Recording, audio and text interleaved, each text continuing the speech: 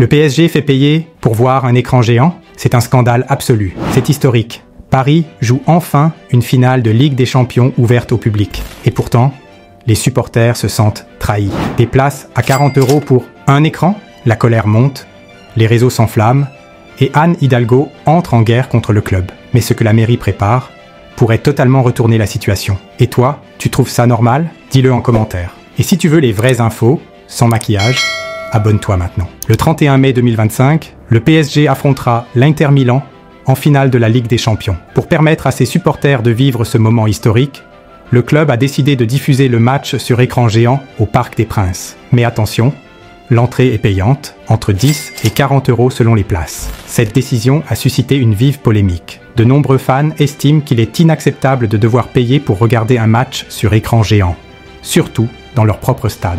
Certains billets se revendent même à des prix exorbitants sur le marché secondaire. Mais ce n'était que le début. Face à cette situation, la mairie de Paris, dirigée par Anne Hidalgo, a décidé de réagir.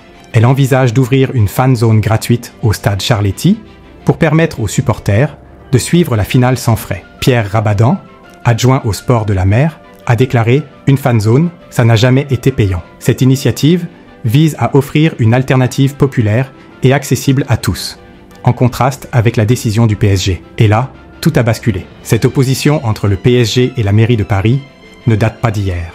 Les relations sont tendues depuis que le club a exprimé son souhait de quitter le Parc des Princes, propriété de la ville, pour construire son propre stade. La décision de faire payer l'entrée au parc pour la finale est perçue par certains comme une provocation supplémentaire. La mairie, en proposant une alternative gratuite, cherche à reprendre la main et à montrer qu'elle est du côté des supporters. Ce qu'il s'est passé ensuite a choqué tout le pays. Organiser une fan zone gratuite à Charletti n'est pas sans défi. La question de la sécurité se pose, notamment en raison des risques de débordement et de la présence possible de supporters d'équipes rivales. La préfecture de police de Paris est réticente à l'idée d'une fan zone en espace ouvert. La mairie travaille donc sur plusieurs scénarios pour garantir la sécurité, tout en offrant une alternative gratuite aux supporters. Mais l'histoire ne s'arrête pas là.